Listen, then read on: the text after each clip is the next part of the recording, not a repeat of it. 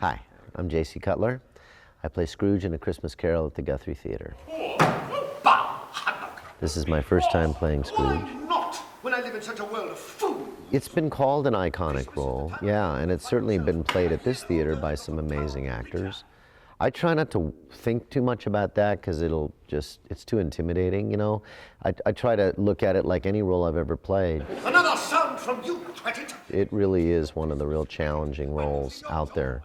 He never leaves the stage, but it's also a lot of fun. I mean, it's fun because how often do you get to play somebody who, like an onion, you can peel away the layers really slowly and he kind of becomes more self-aware.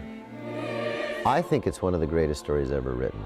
I think that's why people can see it year after year and always be renewed by it and get something from it.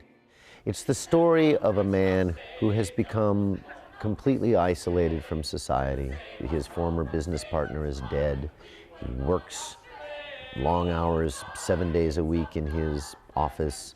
He has a clerk who works for very little and he basically abuses the guy all the time. Shut up! He is desperately in need of either saving or some kind of redemption. Dickens describes the story as a ghost story, but it's more than that, because his former business partner comes to haunt him on Christmas Eve. So he tells him 3 ghosts are going to come and visit me. The ghost of Christmas past, Christmas present, Christmas future. And each one reveals to me different things about my life.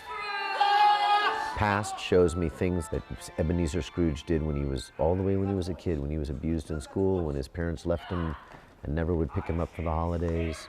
Now, David, that's David. Love door, that's door. It shows him when he was a young man working for Mr. Fezziwig at his warehouse. It shows when he fell in love. Merry Christmas to you, Mr. Scrooge! Then the ghost of Christmas present comes and shows him how the world celebrates Christmas, how the poor little Cratchits who live on very little celebrate life and actually toast Scrooge of all people on Christmas Eve. And then the ghost of Christmas future shows him what could happen if he doesn't change his ways, including ultimately the fact that he could die alone, nobody could come to his funeral. This is my funeral. This is about as close to what I would call an acting marathon as you can get to. My actual get-up involves mutton chops, which I have assiduously grown over the last 3 months to the chagrin of my wife. They then matched a hairpiece to match the gray in my beard. So I have a hairpiece. You know, everybody got their own style of makeup, but basically you just try to accentuate the lines that are already there. It was a little shocking to think that I'm old enough to play Scrooge. I looked in the mirror and went, yes, I guess you are old enough to play Scrooge. And it's Scrooge. It's Scrooge. So I actually underdress about 3 different costumes at the beginning because I have full long johns. I have my nightgown, which I wear through the majority of the play. This shirt is also the nightgown, which is inside the pants here. So when I undress later, you know, the pants come off and it becomes a nightgown, but they built it in such a way that it works like a shirt. I then wear a waistcoat, an overcoat, gloves, hat, cane. I love listening to the sound of each audience. It's always different. It's always a different energy. Bar none, the production quality at this theater is the best I've ever experienced in my career.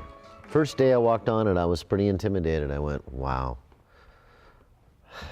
I'll never be as good as the set.